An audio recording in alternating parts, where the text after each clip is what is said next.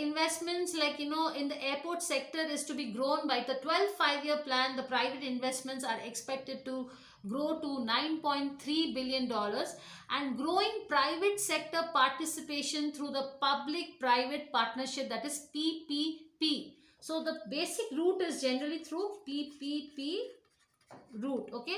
Yes, the foreign investment is also happening here. So foreign investment is up to 49% is allowed under automatic route and regional air transport service and domestic scheduled passenger airlines. Okay, so the government has been encouraging private sector participation. Okay, so if you talk about the Air Authority of India, the Air Authority of India, so Airports Authority of India, that is AAI, was established in 1994 under the Airports Authority Act. Now, it is responsible for developing, financing, operating, and maintaining all government airports.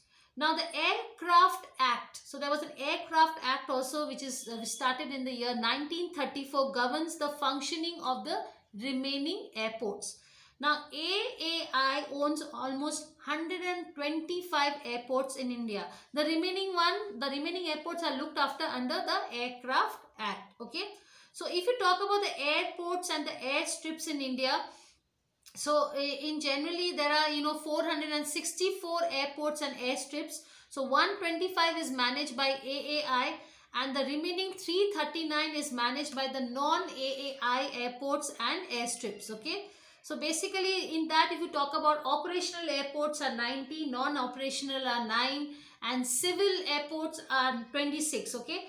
In that also, if you see, domestic airports are 66 in India, international airports are 17, and custom airports are 7. Okay. So basically, if you talk about the major airline operator in India, the first major airline operator is Indigo with the market share of 38%. The passenger load traffic here also is huge, that is 83.6% Indians travel in Indigo. Second is the major share is Jet Airways. The market share is 15.9%, and the passenger load traffic here also is 80.7%. Third comes is SpiceJet, where the market share is 14% and the passenger load traffic is 94.5%.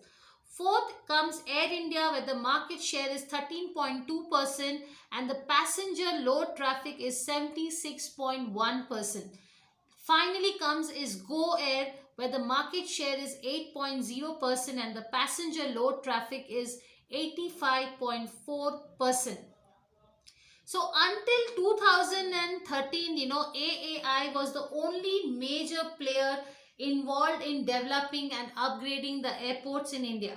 Now, post-liberalization policies, private sector participation in the sector has been increased, from almost, by $5.5 billion, if you can see, now it has increased to $9.3 billion. Okay. So, which are the companies where you can see the private investment? Let me just grab this and tell you. So, private investors in civil aviation. So first is GMR. So GMR has the development of Hyderabad International Airports, and also they are taking care of the modernization of Delhi International Airport. The second company, private company, which is invested is GVK.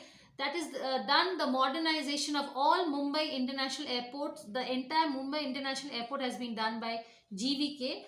The third company is Siemens. So Siemens has done the entire development of Bengaluru International Airport. Then the fourth comes is Larsen & Toubro, L&T. So that has done the development of Bengaluru International. So both these companies are taking care of the Bengaluru International Airport. Then comes the fifth one is the Mehtas or Mehtas. So Mehtas Infra.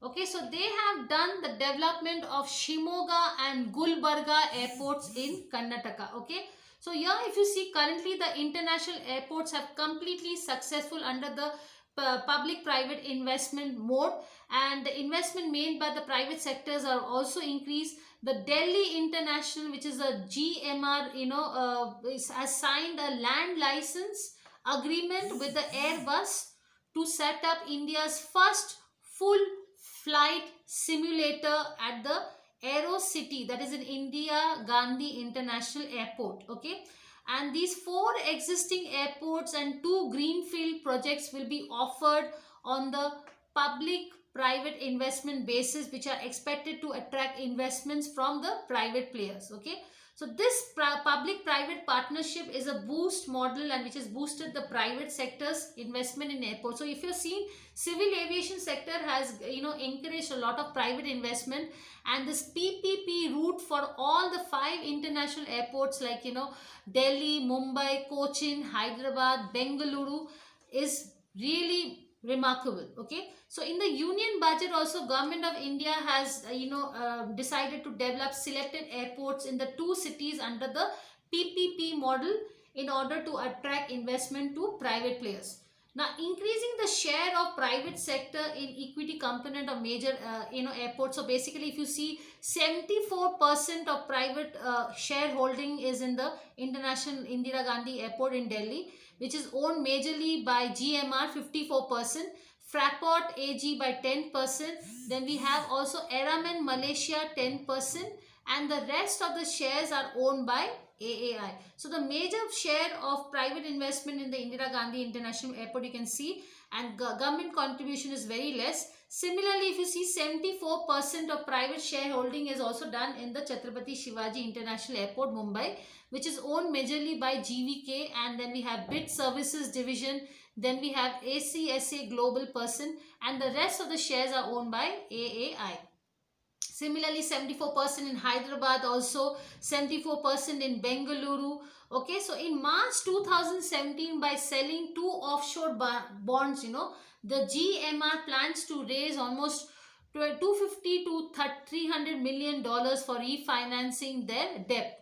Now, in June 2017, so GMR is a very, very important company, has announced plans to refinance loans and divest the assets in road, and also they are trying to concentrate on roads and power sectors to cut the debt. Okay, and they also want to expand more of infrastructure facilities, and they want to invest more money on the Delhi and the Hyderabad airports. Okay, so this is a very great success of this PPP model airports in India, and presently India has PPP airports each at Mumbai, Delhi, Cochin, Hyderabad and Bengaluru, which together handle over 55% of the country's air traffic. Now, the government of India has also approved to 15 green field. So that is, it's called as 15 green field projects, okay, which are expected to increase the air traffic in India. Now, these projects would be set up in Goa, then Navi Mumbai, Maharashtra, Bijapur, Gulbarga, Karnataka, Kerala, West Bengal, Madhya Pradesh, Sikkim, Puducherry and Uttar Pradesh. So this is very, very important also if you talk about. So as I told you also about, now in June 2017, the Ministry of Civil Aviation has launched the Dig Yatra platform. So yes, let me just clear this. It's called as the Dig Yatra platform, okay, through which travelers will be able to access information on all the stakeholders and vice versa. Now, the Dig Yatra is also an industry-led initiative coordinated by the ministry in line within the government's vision of Digital India.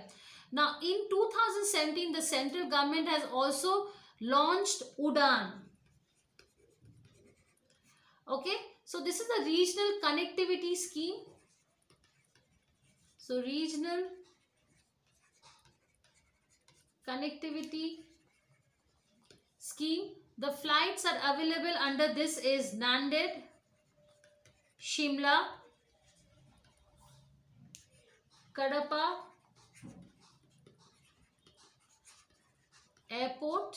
Okay, so in June 2017 the government announced that it is planning to allow relaxation under the the Udan scheme, hoping to increase the air connectivity to unreserved routes also. So the airlines operators will be allowed to bid for the route connecting an airport, so they also can share, invest on these small airports also, which is under reserve to, and this is done, so that they allow the operators to bid for a route which are separated by less than 150 kilometers. Now the government of India has also allowed, very important point, 100% FDI under the automatic route for the greenfield projects. Okay, so whereas 74% of FDI is allowed under automatic route for brownfield projects, so only 74% is allowed for automated brownfield projects. So there are two projects which are going on in aviation, that is greenfield and brownfield. Now 100% FDI is allowed under the automatic route, which is scheduled in the air transport service and regional air transport service and domestic scheduled passenger airline. So FDI over 49% would require government approval. So over 49% you need require government approval. It's not that you cannot invest, but the government will interfere. And approval of 49% FDI in aviation for foreign carriers is also required. Now, Government of India or airport investment has also increased. If you see, the Indian government is planning to invest more $1.83 billion for the development of airport infrastructure along with aviation navigation services by 2026. Now, with the opening of the airport sector to private participation, 6 airports across the major cities have been developed under the PPP project model. So currently 60% of the airport traffic is handled under the PPP model, while the remaining 40% is managed by the AAI. And there is an increased traffic under the bilateral agreements between two countries or two companies also. Now, one more very important thing about civil aviation sector which India has done. So India has signed its first open skies agreement with Greece. Okay, and yes, again in 2017 India and Spain, okay, so they have signed an MOU, that is Memorandum of Understanding for Cooperation in the Civil Aviation Industry. So the MOU is done for greater trade, investment, tourism and cultural exchanges between these both countries. Now in April 2017 also something happened. So the Brussels Airlines, so Brussels is the capital of Belgium, launched its service from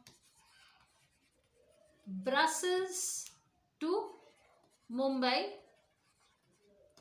That is the first flight to Asia, because if you know, Mumbai is the heart of India, so it's the money capital of India. That is why most of the major countries have, all their major places is connected to Mumbai. So all the world, most of the countries which come to India for trade, it will first land up in Mumbai, then Delhi and other places. Yes, even third is Bangalore, but Bangalore is more of a technical hub. So the launch is a part of Lufthansa. So Brussels Airport is basically these airlines. This launch is a part of the Lufthansa Group strategy to expand its business in India. So Lufthansa is in Germany, but they have tied up with the Brussels airline to grow and expand its business. Now in the union budget also, the government of India has increased the more money on Air India, okay, and also it has attributed towards the Pekong Sikkim project. So the Pekong So let me rub this. So as I said, the budget of almost 14.98 million has been allocated to the Airport Authority of India, of which the US 4.29 million has been attributed towards the Pakyong Sikkim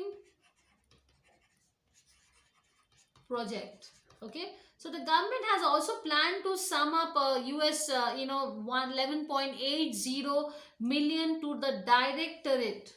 Okay, so 11.80 million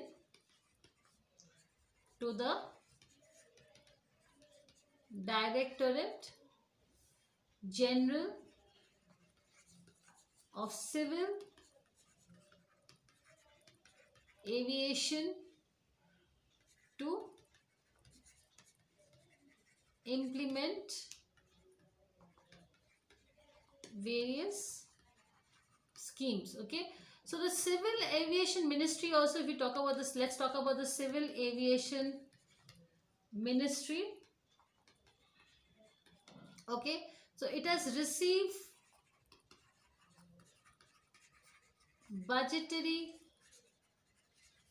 funds of almost 768.64 million US dollars. Okay, and which is increased also 22% as compared to the allocation. So if you can see that India has especially the government of India right now has increasing its fund also from 2016. It is every year it is increasing the budget for these projects, especially in civil aviation department. Okay, so yes, in the next class I will talk about is railways, where we will talk about the railway sectors. We will also talk about the telecommunication sector, port sector and the energy sector. So thank you so much. I will see you in the next class.